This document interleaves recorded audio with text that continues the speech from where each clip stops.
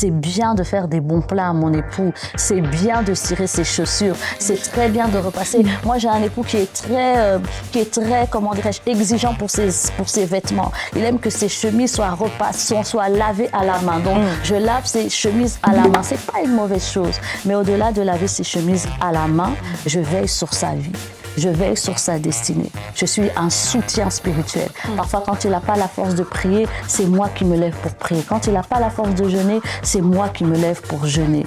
Comprends que ton rôle est beaucoup plus grand que ce que tu penses. Bonjour à tous. Bonjour. J'espère que vous allez bien par la grâce de Dieu. J'espère que vous êtes bénis où vous êtes. Alors, moi, j'ai une très bonne nouvelle. Bienvenue sur notre plateau, sur votre talk show. Apprends-moi.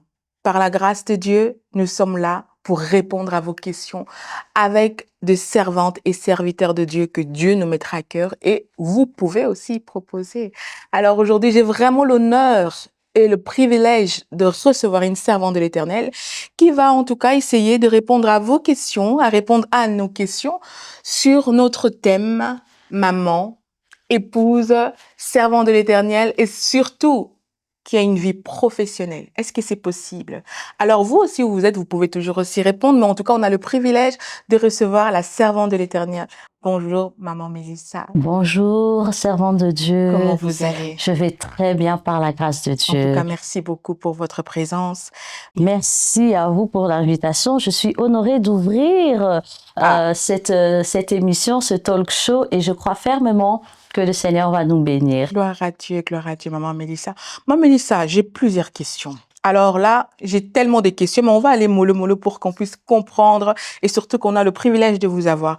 Maman Mélissa, pour commencer, vous êtes une épouse, vous êtes une mère, mais je veux vraiment que vous nous expliquiez c'est quoi le rôle d'une épouse, c'est quoi le rôle d'une mère, selon vous, en tout cas, dans votre foyer. D'accord. Alors, merci pour la question. Quand on parle de rôle, quand vous me demandez le rôle d'une épouse ou le rôle d'une mère, un rôle s'exerce dans une relation. Je vais m'expliquer. C'est-à-dire que dans la relation que j'ai avec mes parents, j'ai le rôle d'enfant. Dans la relation que j'ai avec, par exemple, mes collègues de travail, j'ai le rôle de collègue. Dans la relation que j'ai avec peut-être mes voisins de quartier, j'ai le rôle de voisine. Donc, on doit replacer notre rôle dans la relation dans laquelle on se situe. Dans ma relation avec mon Dieu, j'ai le rôle d'enfant. Vous voyez? Donc, quand vous parlez de rôle d'épouse et de rôle de mère, en réalité, c'est la fonction que j'occupe dans la relation, soit avec mon mari, soit avec mes enfants. Donc, pour bien comprendre, il faut comprendre que le rôle s'inscrit dans une relation. Je ne peux pas exercer un rôle si je ne suis pas en relation avec cette personne-là. C'est important parce que je n'ai pas le rôle d'épouse vis-à-vis de tous les hommes, parce que je ne suis pas dans la même relation ou dans une relation maritale avec tous les hommes. C'est bien important de comprendre que j'exerce un rôle dans une relation, parce que ça vient mettre un cadre, ça vient déjà baliser. Ça veut dire que dans la relation que j'ai avec mon époux, je suis son épouse. Dans la relation que j'ai avec mes enfants, je suis leur maman. Chaque relation définit en réalité notre rôle. Et je vais essayer, par la grâce de Dieu, de nous expliquer, selon en tout cas ma compréhension des Écritures, le rôle. Je vais commencer par le rôle d'une épouse. Alors, nous allons rapidement lire un passage que nous connaissons bien dans le livre de Genèse, Genèse 2, 18. Je lis la parole de Dieu. La Bible dit ceci, « L'Éternel Dieu dit, il n'est pas bon que l'homme soit seul. Je lui ferai une aide semblable à lui. Il n'est pas bon que l'homme soit seul. Je lui ferai une aide semblable à lui. » Alors, c'est un passage que nous connaissons bien. Laissez-moi rapidement le resituer dans le contexte. Nous sommes dans le contexte de la création. Donc, Dieu crée l'homme à son image, à sa ressemblance, et il l'établit dans le jardin d'Éden. Une fois qu'il l'établit dans le jardin d'Éden, il lui laisse ou il lui confie la responsabilité de cultiver et de prendre soin de tout ce qu'il y a autour de lui. Et après un temps, Dieu, qui observe Adam, constate qu'il y a quelque chose qui manque. En Éden, un lieu de délices, un lieu qui était parfait, un lieu paradisiaque où tout était selon la pensée de Dieu, selon la volonté de Dieu, eh bien, il manquait quelque chose. C'est important de comprendre que déjà en Éden, la femme avait déjà toute son importance. Imaginez-vous dans un monde où tout est parfait, mais il manque une personne. Alors, à combien plus forte raison dans ce monde déchu? Pour nous souligner l'importance de la femme. Éden, un lieu parfait, un lieu de délices, mais il manquait la femme. Et donc Dieu constate que non, même si tout semble parfait, mais il manque quelque chose. Il manque quelque chose. Et c'est là que Dieu crée la femme. Je passe le récit de la création, et lorsqu'il crée la femme et qu'il amène la femme vers l'homme, il dit ceci, où dans la pensée de Dieu, il pense que la femme sera son aide semblable. C'est là où nous allons un peu nous arrêter. Donc, il crée la femme pour qu'elle devienne l'aide semblable de l'homme. La définition du mot aide selon le dictionnaire Robert, l'aide ou aider, c'est l'action d'intervenir en faveur d'une autre personne pour joindre les efforts aux siens. Donc, une aide, c'est quelqu'un qui vient pour intervenir et pour qu'ensemble, nous puissions mettre les efforts ensemble pour atteindre les objectifs. Par exemple, il y a le feu chez moi. Qu'est-ce que je vais faire? Premier réflexe, je vais peut-être mouiller une couverture pour essayer de couvrir le feu. Mais je sens que seul, je ne vais pas y arriver. Je vais appeler les pompiers à l'aide. Les pompiers, qu'est-ce qu'ils vont venir faire? Ils vont venir joindre les efforts que j'ai faits. Ils vont joindre leurs efforts pour qu'ensemble, on puisse atteindre quoi? Un objectif, l'objectif d'éteindre le feu. Et en réalité, c'est ça que Dieu avait dans sa pensée lorsqu'il crée la femme. Il crée une aide pour qu'ensemble, l'homme et la femme puissent atteindre les objectifs ou la destinée que Dieu leur assigne. Ils ne pouvaient pas y arriver seuls, l'homme ne pouvait pas y arriver seul, la femme ne pouvait pas y arriver seule. C'est à deux qu'ils sont capables d'accomplir les projets que Dieu a pour eux. Voyez, quand Dieu crée l'homme, il le bénit, il lui dit « Soyez féconds, multipliez-vous, assujettissez la terre, dominez ». Eh bien ça, ce n'était pas possible quand l'homme était seul. La femme est venue joindre ses efforts à ceux de l'homme pour qu'ensemble, ils puissent avoir la possibilité d'atteindre les objectifs que Dieu leur assigne. Alors, j'entends souvent des personnes dire oui, la femme, je me marie pour avoir une épouse, pour qu'elle puisse cuisiner pour moi, pour qu'elle puisse faire mon lit, pour qu'elle puisse faire mon ménage. Je me suis posé une question. Quand on était en Éden et que la femme n'était pas encore là, est-ce que Adam mangeait? Est-ce que Adam mangeait? Maman Mélissa, quelle question? Est-ce qu'Adam mangeait? Est-ce que Adam mangeait? Quand Adam était en Éden et que Ève n'était pas encore là, est-ce que le matin, quand Adam se réveillait, est-ce qu'il faisait son lit? Est-ce qu'il faisait sa lessive? Bon, bien que la Bible dit qu'ils étaient nus, mais vous comprenez l'idée que je veux exploiter ici. Exactement, ok. Donc, je comprends par là qu'au-delà de ce rôle qu'on veut assigner à la femme, il y a quelque chose de plus grand auquel Dieu a pensé. Et ça, je vais l'expliquer par quelques passages, si vous me le permettez, mais j'aimerais vraiment souligner, je vais quand même être équilibrée en disant que je ne suis pas en train de dire que ce n'est pas le rôle de la femme, parce que la Bible est claire dans les épîtres, je pense que c'est dans l'épître de Tite, où on confie les soins domestiques à la femme. Donc je ne suis pas en train de dire ça, je suis en train de dire que le rôle d'épouse, le rôle que Dieu a assigné à l'épouse dépasse le rôle de pouvoir simplement cuisiner des bons plats, même si c'est une très bonne chose, prendre soin de la maison, même si c'est très important, c'est important de vivre dans un environnement qui est propre, c'est beaucoup plus que ça.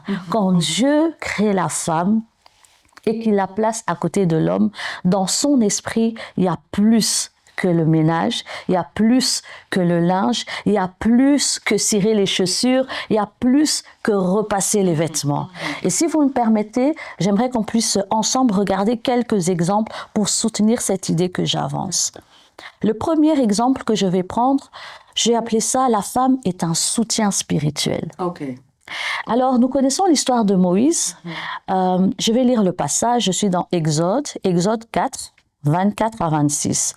La Bible dit ceci: « Pendant le voyage, en un lieu où Moïse passa la nuit, l'Éternel l'attaqua et voulut le faire mourir. Séphora prit une pierre aiguë, coupa le prépuce de son fils et le jeta aux pieds de Moïse en disant « Tu es pour moi un époux de sang ». Le verset 26, « Et l'Éternel le laissa. C'est alors qu'elle dit « époux de sang à cause de la circoncision ». Laissez-moi rapidement replacer ce passage dans le contexte. Nous parlons de Moïse, le grand libérateur que nous connaissons. Il reçoit, alors qu'il est né en Égypte, à un certain moment, il ressent le besoin d'aller vers ses frères et puis il essaye de les sauver par ses propres moyens et c'était pas le plan de Dieu. Finalement, il s'enfuit dans le désert. Et là, dans le désert, il rencontre Dieu dans un buisson ardent. Et après cette rencontre avec Dieu, il est transformé, il est convaincu, il reçoit l'appel, il reçoit la mission de retourner en Égypte pour sauver le peuple d'Israël.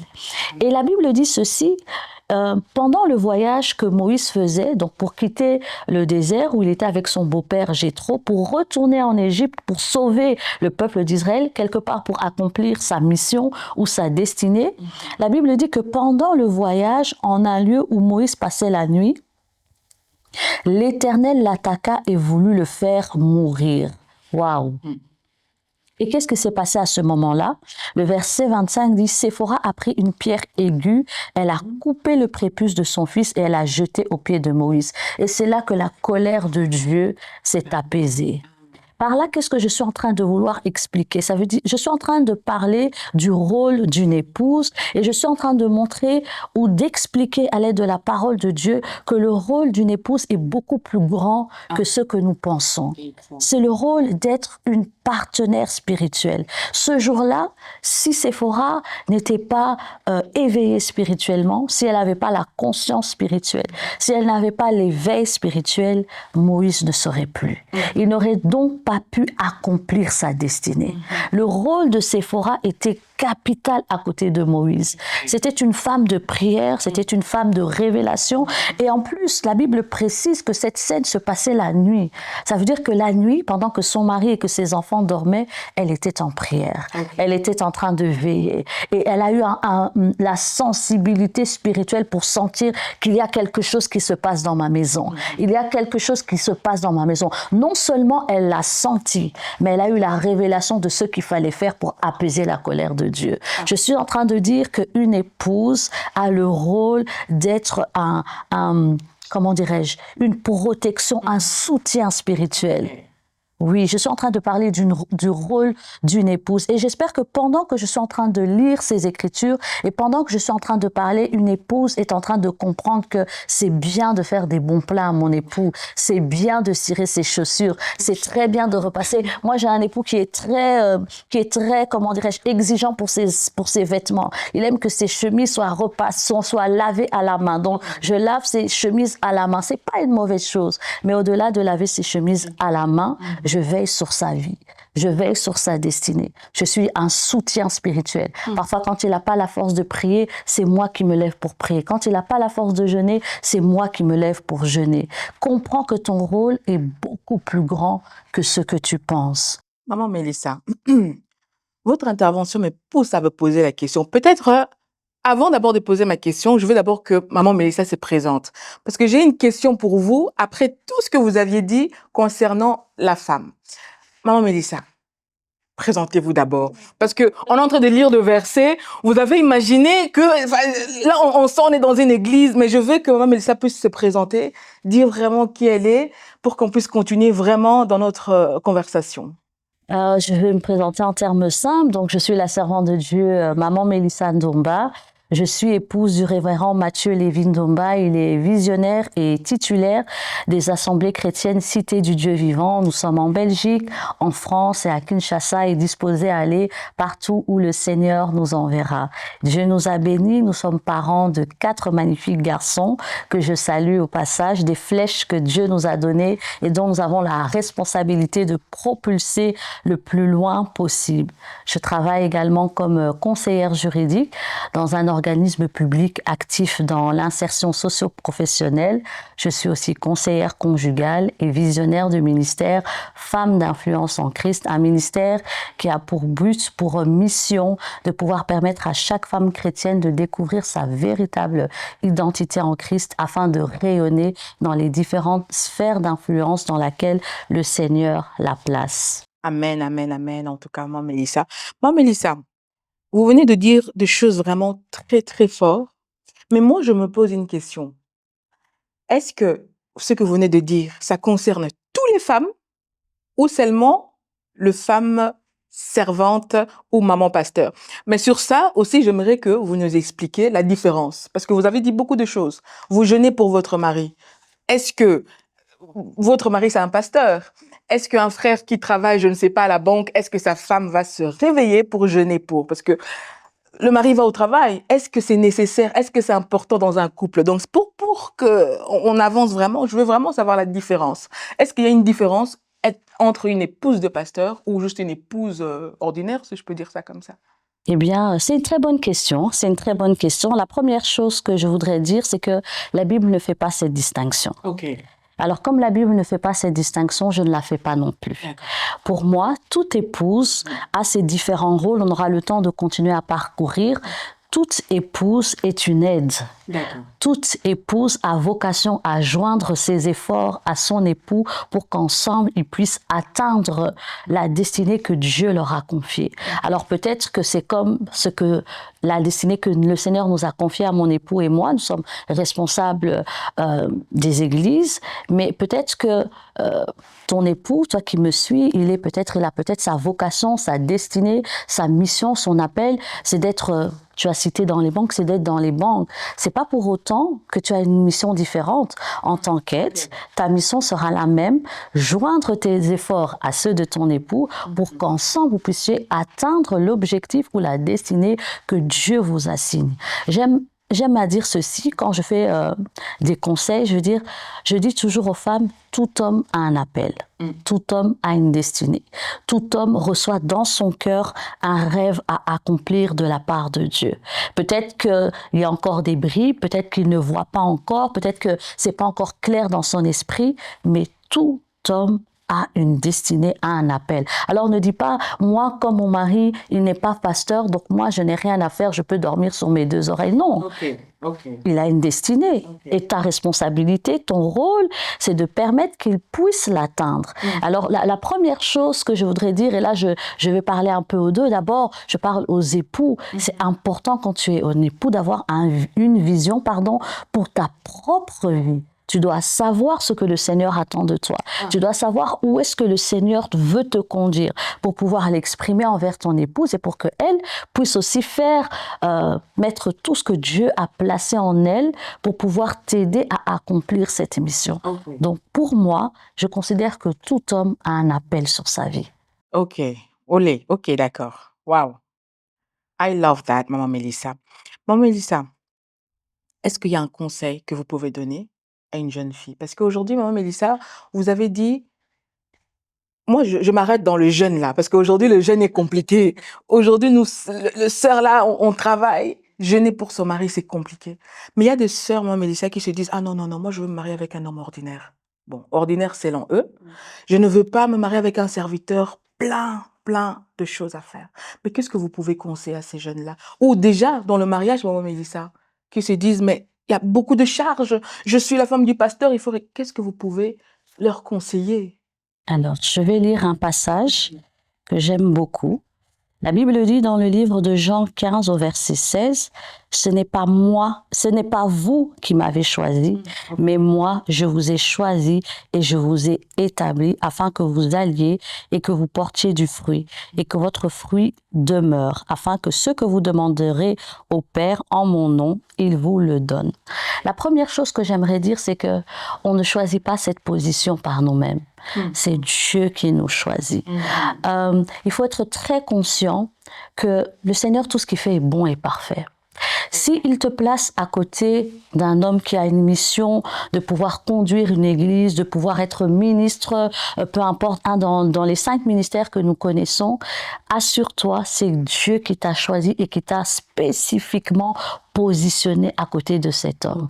Je parle avec recul et avec expérience parce que ça m'a pris du temps pour comprendre, mais maintenant, après presque 16 ans, je comprends que je suis le complément parfait de mon époux.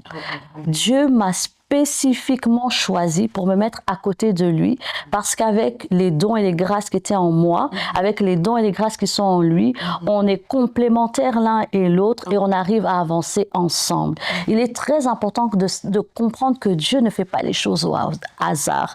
Comprendre, réaliser, intégrer et accepter que nous sommes le choix de Dieu pour la situation, pour le mariage, pour l'époux dans lequel nous sommes placés. Moi, je dis toujours, je suis le complément parfait du révérend Mathieu Lévy-Ndomba. Une autre femme ne pourrait pas accomplir ce que je fais à ses côtés. Et ça prend du temps de comprendre et de réaliser, mais c'est important de comprendre que ce n'est pas une question de moi, c'est une question de Dieu m'a choisi et m'a positionné à cet endroit. Et quand Dieu me positionne, il m'équipe également. Alors, j'aimerais rassurer quelqu'un en disant, oui, mais...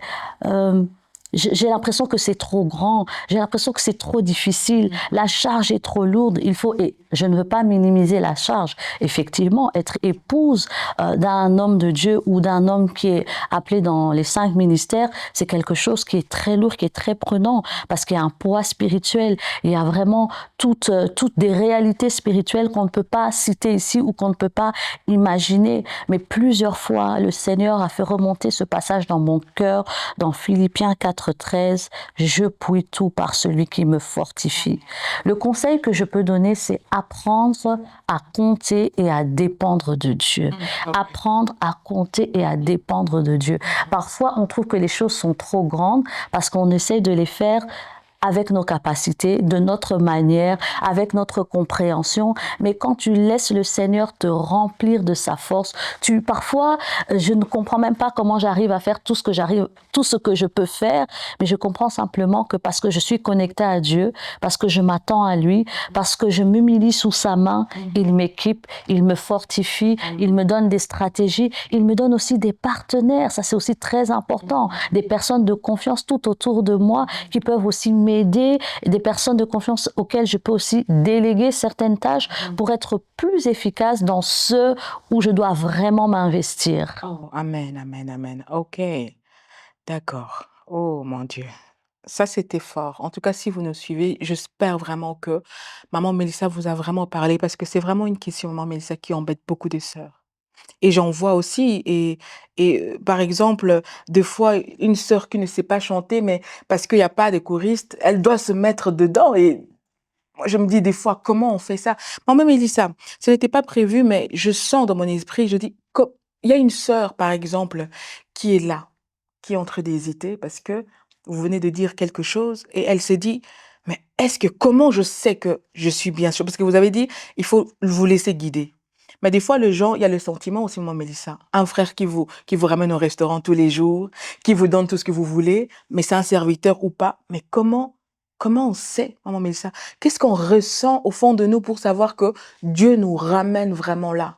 Et que c'est ma place, parce qu'il peut se dire, mais par exemple, un grand serviteur qui a une grande église, et la sœur peut regarder en disant, est-ce que le pasteur là n'a pas de femme?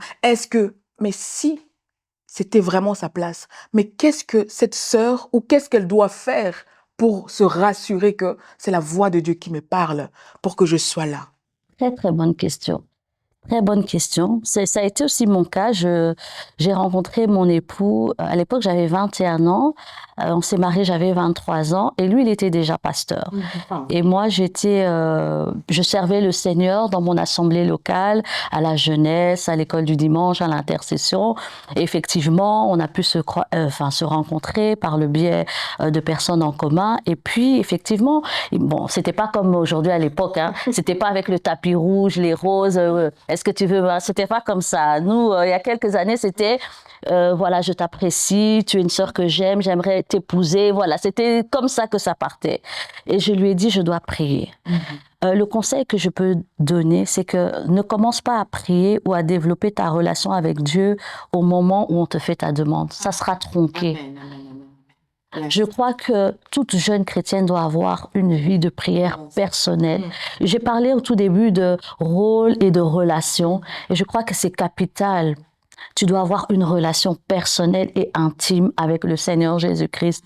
Et c'est dans cette relation-là que tu vas apprendre à écouter sa voix, que tu vas apprendre à reconnaître sa voix, que tu vas apprendre aussi à te laisser guider. Le conseil que je peux donner, c'est vraiment d'être une femme de prière, une femme d'esprit, de bâtir une relation. J'insiste encore sur le mot relation, de bâtir une relation avec le Seigneur afin qu'au moment voulu, vous soyez capable, parce qu'à ce moment-là, tu l'as bien soulevé. Il y a beaucoup de voix qui parlent. Hein. Il y a la voix de la famille, il y a la voix de l'église, il y a la voix des amis. Il y a beaucoup. Moi, je vais prendre mon exemple. À cette époque-là, il n'avait pas mon époux n'avait pas la forme qu'il a aujourd'hui. Donc, j'ai entendu beaucoup de discours. Mais qu'est-ce qui a fait qu'au milieu de tous les discours que j'ai pu entendre et qui pouvaient me décourager, j'ai quand même tenu ferme, c'est que j'avais une relation personnelle avec le Seigneur et le Seigneur m'avait parlé dans mon cœur et il m'avait convaincu. Et je t'assure que quand le Seigneur te parle et qu'il te convainc, il n'y a rien qui peut enlever cette conviction dans son cœur.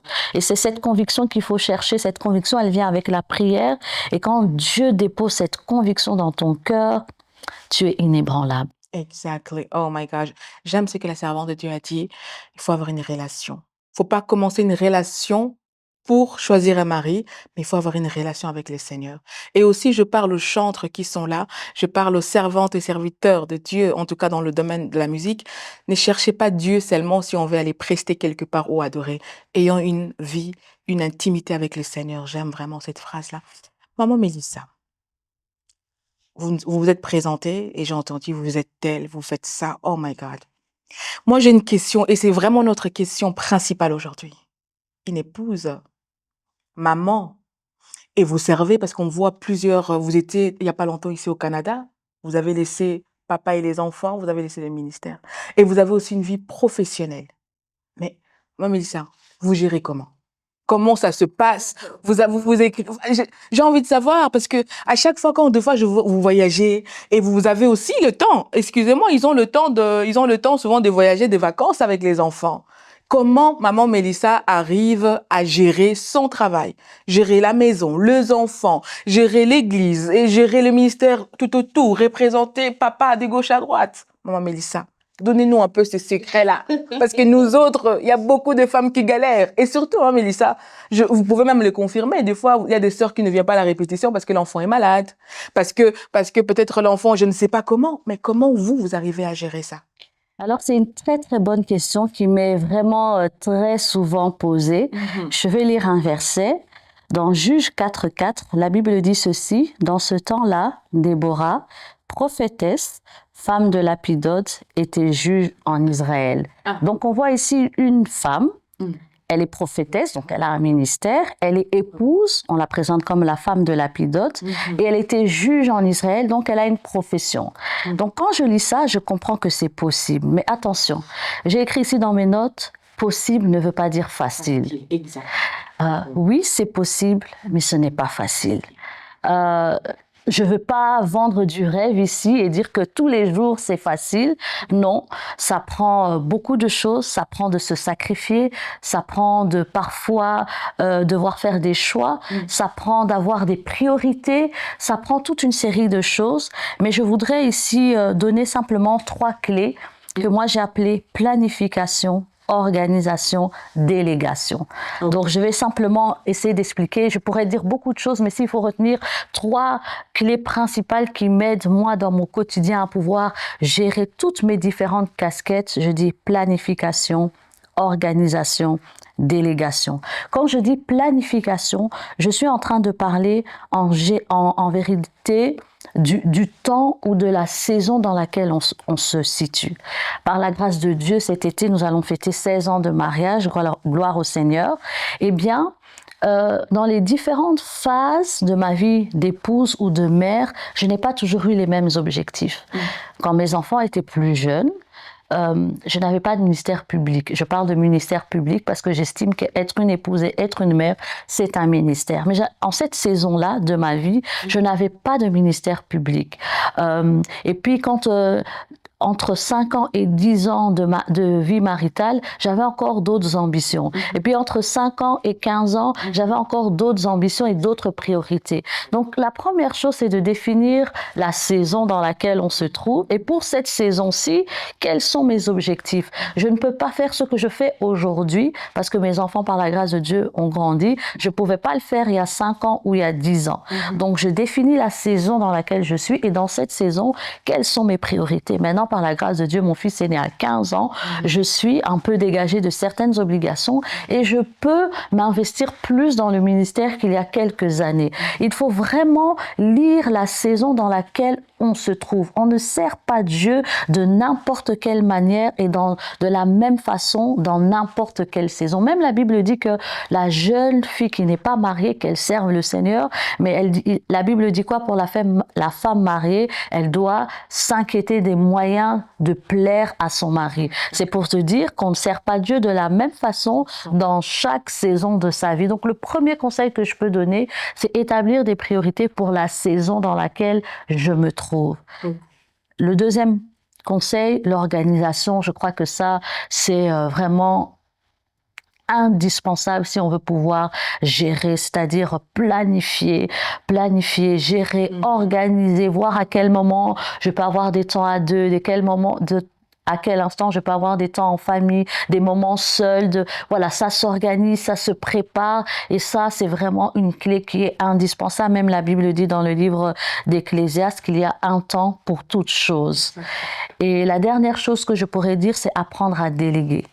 Quand on lit le Proverbe 31, on voit que cette femme vertueuse, au verset 15, la Bible dit, elle se lève lorsqu'il est encore nuit et elle donne de la nourriture à sa maison. Et la Bible précise, et l'attache à ses servantes. Autrement dit, il y a certaines choses qu'elle délègue à ses servantes parce qu'elle ne peut pas tout faire.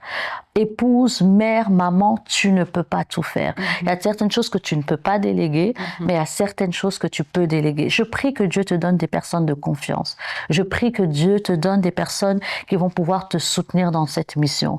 Je prie que tu ouvres les yeux et que tu vois peut-être les personnes qui sont déjà dans ton entourage et qui sont disposées à t'aider, mais parfois, nous, on n'est pas disposés à recevoir de l'aide parce qu'on veut tout faire soi-même.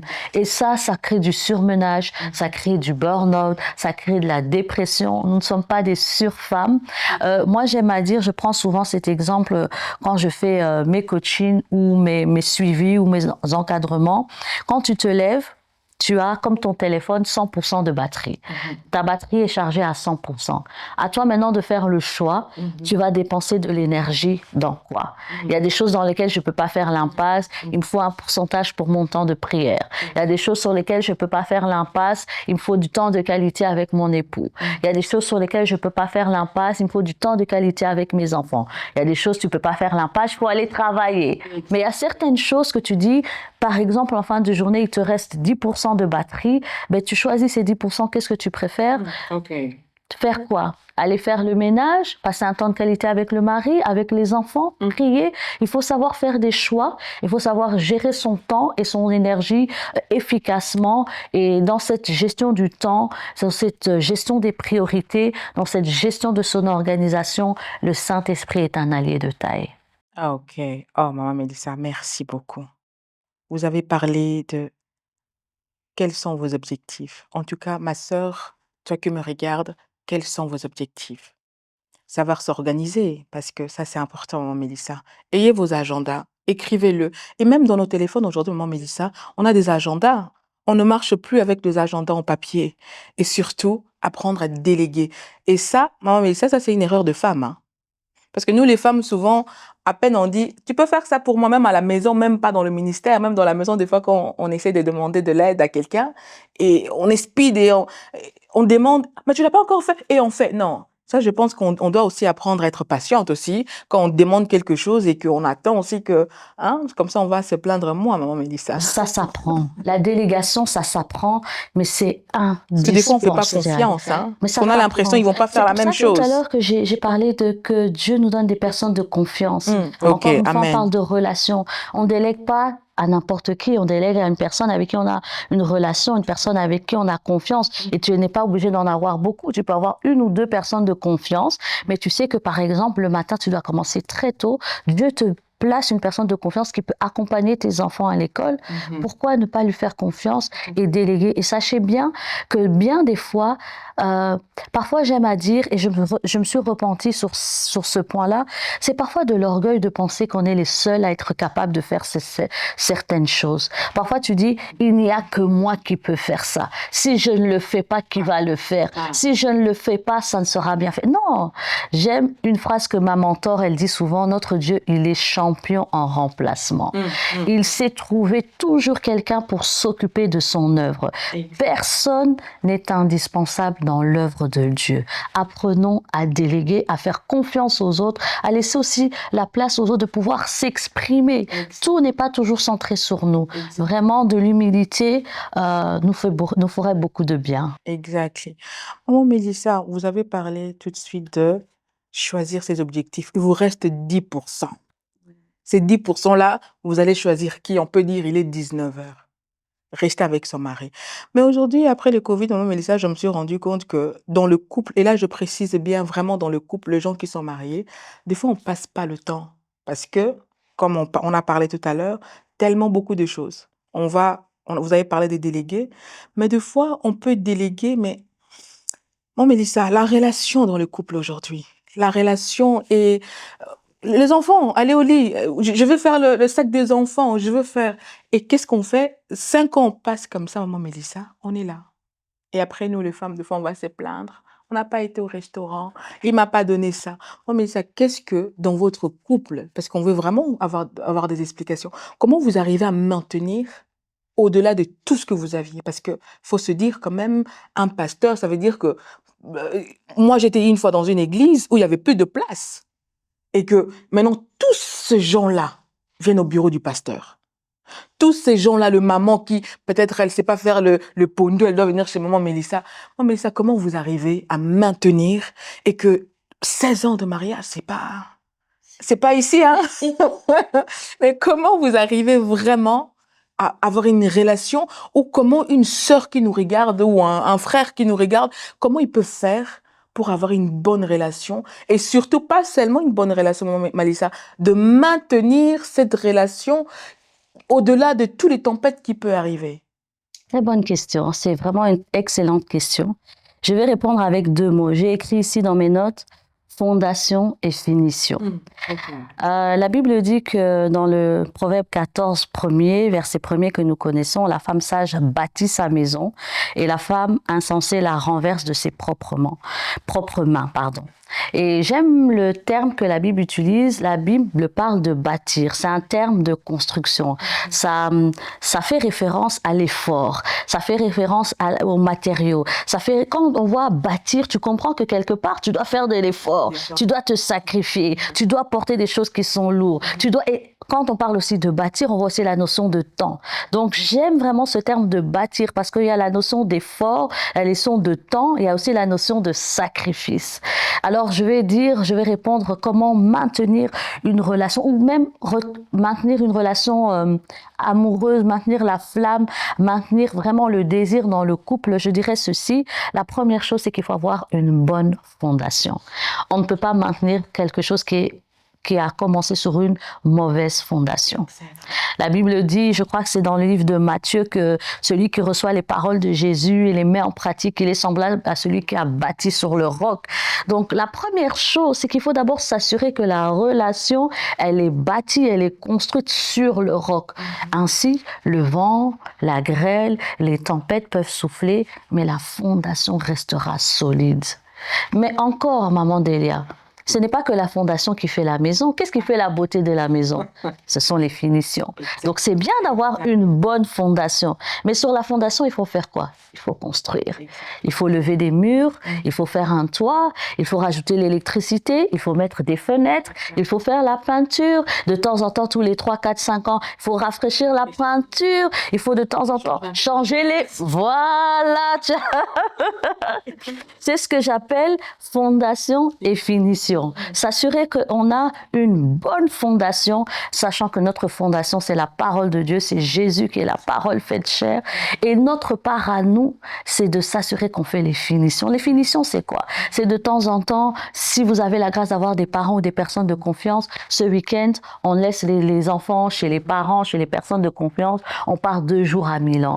Les finitions, c'est quoi? Aujourd'hui, on va pas manger à la maison, j'ai pas envie de manger le pondou, le faux-fou, je fais à manger, j'appelle une babysitter qui vient s'occuper des enfants, au soir on va manger au restaurant. Finition, c'est quoi? Réserver un spa, un sauna, un hammam. Finition, c'est quoi? Une fois à l'occasion de rien faire un cadeau à son époux. Et toutes ces petites finitions, toutes ces petites touches, c'est ce qu'on vient ajouter, ce qui donne la beauté d'une maison. Parfois, on passe devant et on dit, oh, c'est beau. Tu vas voir en période de Noël, c'est bien décoré. Tu vas voir le jardin, il est bien tondu. Et c'est ce qui se fait la beauté.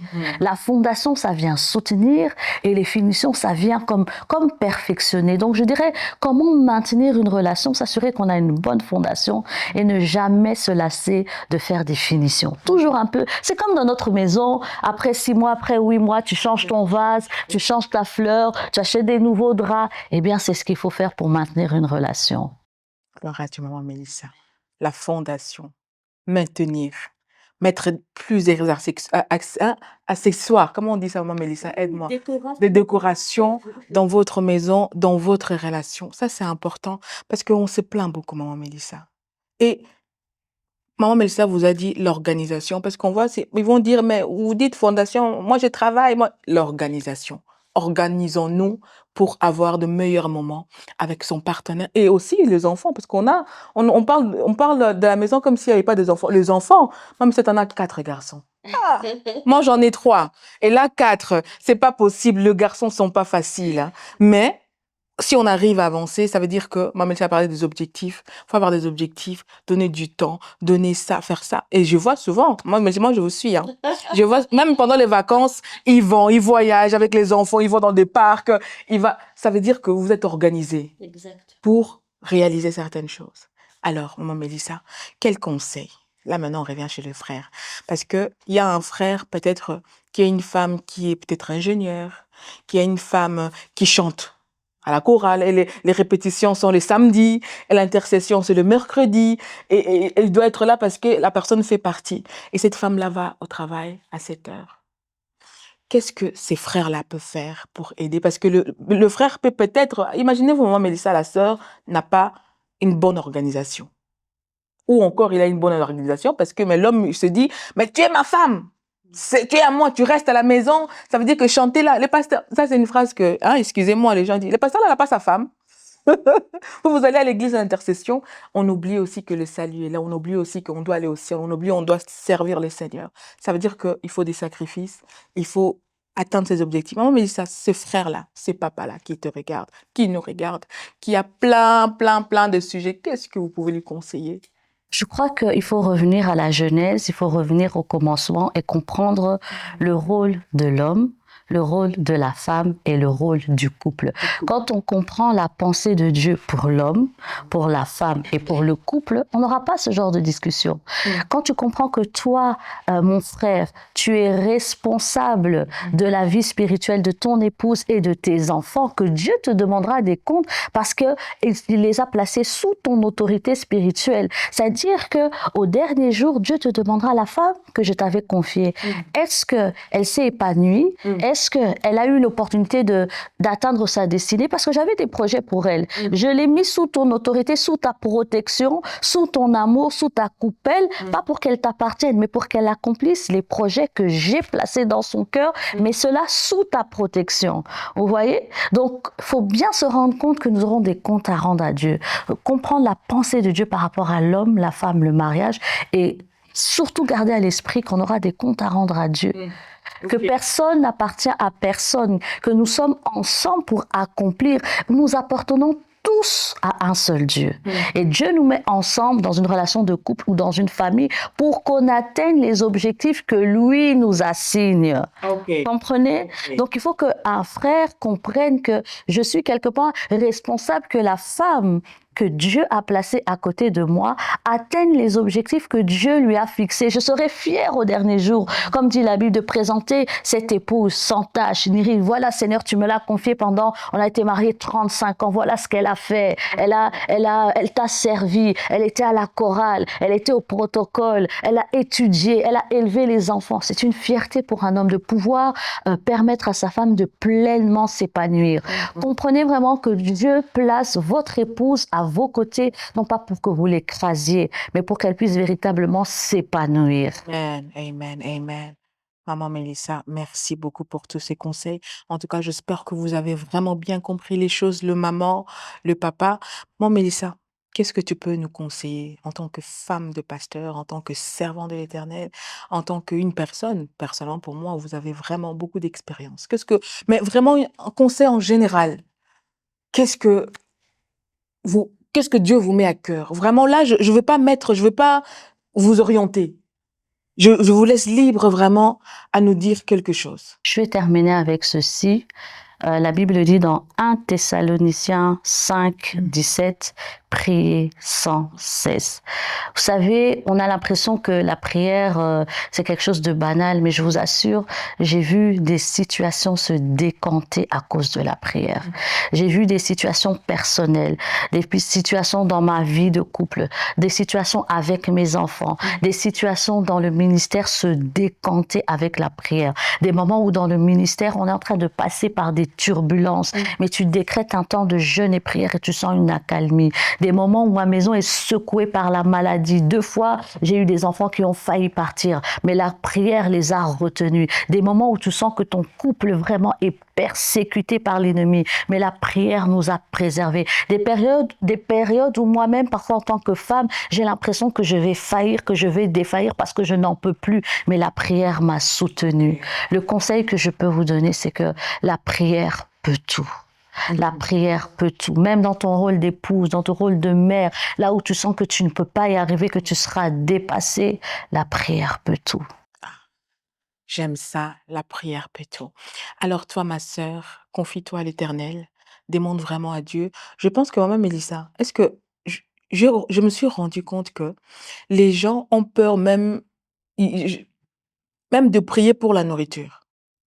Moi, personnellement, quand j'ai prié pour la nourriture, je dis, c'est quand la personne va manger cette nourriture-là, doit être bénie, doit dire, c'est très bon. Mais vous avez parlé de la prière, nous devions, si j'ai bien compris, nous devons vraiment mettre la prière en tout. Et maman Mélissa, priez sans cesse là. Le mot prier sans cesse. Parce que les gens vont se dire, ah, maman Mélissa nous demande de prier comment je travaille? Sans cesse, donc sans s'arrêter. Donc je ne m'arrête pas, maman Mélissa.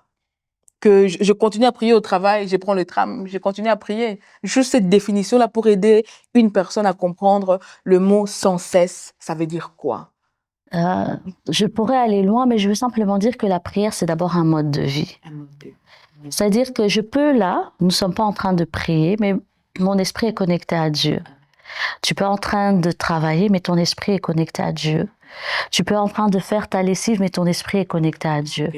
Prier sans cesse, ça veut pas dire être à genoux de minuit à 24 heures. On a parlé ici du rôle d'une épouse, du rôle d'une mère. Comment tu vas faire tout ça si tu n'as pas si tu es tout le temps à genoux? Mais c'est-à-dire, c'est que je suis dans une attitude constante de connexion à Dieu, dans une attitude constante où je me dispose non seulement à parler à Dieu, mais aussi à recevoir de Dieu. La prière, c'est parce que parfois on a l'impression que la prière, c'est ce corps qui est en train de prier. Mais la prière, c'est un exercice spirituel. C'est l'esprit qui est en prière. Donc je peux être en train, avec mon corps, je peux être en train de travailler, mais mon esprit est en prière parce que c'est une activité spirituelle. C'est pas parce que le corps ne suit pas que je ne prie pas. N'oublie pas que la prière, c'est un exercice spirituel et c'est l'esprit qui l'accomplit. Ok, ok. Ah, ça c'était fort. Donc la prier sans cesse n'est pas 24 heures, mais c'est la connexion avec le Seigneur. C'est le temps que tu donnes au Seigneur. Donc c'est l'esprit. Ce n'est pas le corps qui doit s'agenouiller. Exactement. Alors là, sur ça, maman Mélissa, j'ai vraiment à cœur.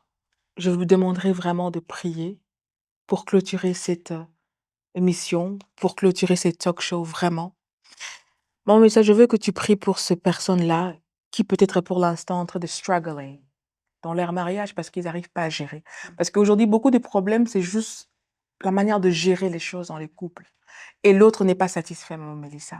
Parce que peut-être la sœur, elle veut servir trop les seigneurs, peut-être elle donne plus de pourcentage de batterie à l'église, ou encore dans son travail, ou encore avec les enfants. Moi, je parle de l'expérience, maman Mélissa, à un moment, quand j'ai eu mes enfants, j'avais l'impression que nous, c'est bon, je dois m'occuper des enfants.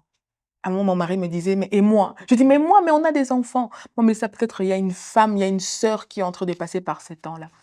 Et on profite de la grâce que vous avez de prier pour que Dieu puisse donner la gestion, Dieu puisse donner une bonne fondation, Dieu puisse donner de bonnes décorations pour embellir vraiment nos foyers. Bon, Mélissa, je te laisse prier. Seigneur, je te bénis et je te rends grâce pour ce temps béni, Seigneur, que tu nous as accordé dans ta présence. Je veux croire qu'au-delà du format, au-delà de l'émission, Seigneur, tu as simplement utilisé ce canal pour bénir une vie, Seigneur. Et pendant que nous sommes en train de prier, je voudrais spécifiquement, comme la servante de Dieu l'a dit, prier pour des couples, Seigneur. Je sais combien le diable combat les couples, combat l'unité. Je sais combien le rythme avec lequel nous vivons, métro, boulot, dodo, est contre les couples. Mais je sais aussi que tu es celui qui a institué le mariage et que tu es derrière cette institution. Je prie que tu donnes à une femme et aussi à un homme la sagesse pour pouvoir lire dans quelle saison elle est. Je prie que tu lui donnes, Seigneur, la capacité de pouvoir s'organiser. Je prie que tu donnes, Seigneur, mon Dieu, des personnes de confiance à qui elle pourra déléguer certaines tâches.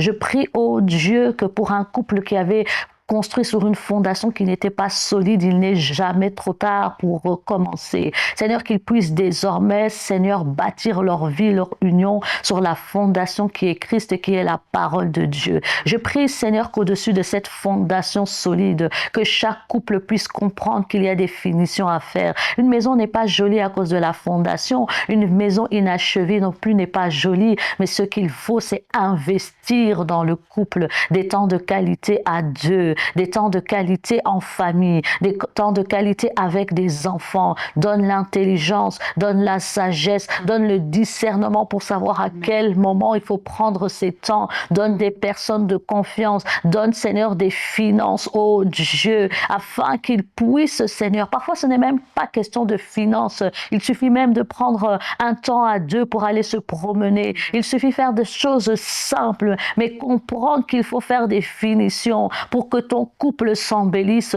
pour que ton couple tienne. Tu as besoin de faire certains sacrifices. Sacrifie ce temps à la télé pour aller marcher avec ton époux. Sacrifie cette conversation WhatsApp avec une amie pour discuter avec ton époux. Sacrifie même parfois cette vaisselle juste pour aller t'asseoir à côté de ton époux et lui tenir la main. Oui, c'est ce que ça coûte de faire des finitions, mais je prie que tu sois décidé à payer ce prix afin que ton couple aille de l'avant. Seigneur, restaure et ravive la flamme. Là où il n'y avait plus d'amour, je prie pour que l'amour revienne, que l'amour revienne, que l'amour revienne, Seigneur. Oh, faute de bois, le feu s'éteint. Mais au travers de cette émission, que Seigneur, nous sommes venus comme mettre du bois dans le feu pour que le feu s'allume, Seigneur, et embrase un couple. Le mariage est bon, le mariage est une bénédiction et tu as conçu, Seigneur, le mariage pour que nous puissions être heureux et épanouis. Je prie, Seigneur, que chaque couple puisse vivre ce bonheur conjugal. Dans le nom de Jésus, j'ai prié. Amen. Amen, amen. Alors, nous sommes arrivés à la fin. J'ai juste noté quelques mots. Planification, quels sont vos objectifs et l'organisation et apprendre à déléguer. Alors que Dieu vous bénisse, j'espère à très très bientôt pour notre deuxième édition, peut-être avec qui, je ne sais pas, alors que mon Dieu vous bénisse et à très bientôt.